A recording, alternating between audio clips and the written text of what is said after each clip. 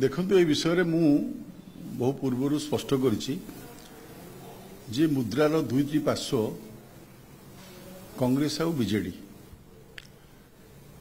कांग्रेस दल विजु जनता दल एवं कांग्रेस दल उभय परिपूरक। राज्य रे जहाँ देखा मिले आमको विधानसभा जहाँ देखा मिले कि उभय गोटे मुद्रार दुईटी पार्श्व विजु जनता बल कांग्रेस दल। आज सेटा मु स्पष्ट करुच्ची ऐतिहासिक वाको बोर्ड लोकसभा रे पारित करागला। यह देश पई अत्यंत आवश्यकता थिला। ये स्पर्शकातर विषय हजार हजार कोटी टंकार संपत्ति विभिन्न स्थान रे वाको बोर्ड अधीन रहुतला जहाँ जनसाधारण काम आसुनथला। सेही संप्रदाय रे थिबा विभिन्न संप्रदायर लोक सेमानकर मध्य काम आसुनथला। आज प्रधानमंत्री नरेंद्र मोदी सरकार नेतृत्व रे माननीय गृहमंत्री अमित शाह तत्वावधान रे जो ऐतिहासिक वाको बोर्ड पास होती समर्थन करुच्ची धन्यवाद जनाऊँगी जे एभली एक ऐतिहासिक बिल को से पास करते बोली।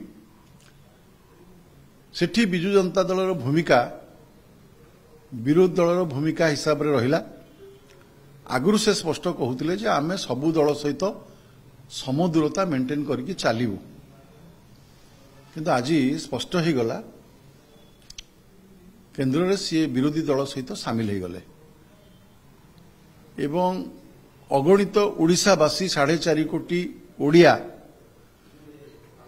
जो माने एठी देखुचंदी से माने जानिले जे नवीन बाबूंकर असल चरित्र कौन अछि। निश्चित भाव में यह आम पाई पीड़ादायक। तेणु मु कहिबी जे तांकर असल मुखा खोली जाइछि। जहाँ से कहती ताहा से या नुहंती एवं ए बिल रे तांकर समर्थन विरोधी दल को प्रकाश कला। देखंतु कहीं परिवर्तन हैला से तो ताकू निजे अधिक भलगिरी कहि परिबे बा तांकर प्रवक्ता माने कहि परिबे, किंतु से जो दोमुहा राजनीतिक चित्रण करुथले निजकू बा जहाकू कहाजे चाल चरित्र और चित्रण याकू जदि हिसाब करा जाए से द्वंद्व थिले, से द्वंद्व रुहंती मध्यम एवं एक प्रहलिका तैयारी करती ओडिशावासी ये दीर्घ 24 वर्ष धरिक से भली करिसेंती।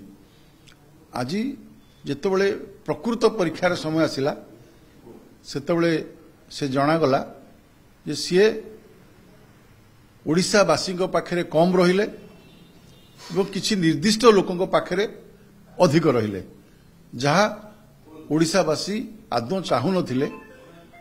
वाको बोर्ड भली एक संवेदनशील प्रसंग सेठी तांकर चलंती अचलंती संपत्ति को सुरक्षा दबा, गरीब लोकों पाई समर्पित करेवा एवं सही संप्रदायर गरीब लोक माने जो माने याकू व्यवहार करि पारुथले समान पाई कि व्यवहार करियार व्यवस्था करेवा ये सरकार निष्पत्ति करिसेंती। किंतु तांकू काहे कि एभलिया को ऐतिहासिक बिल को समर्थन कले नाही यह सीधा सड़क नवीन बाबू कहि परिबे, किंतु मु कहिबी जे तांकर दोहरा चरित्र पदारे पड़िछि।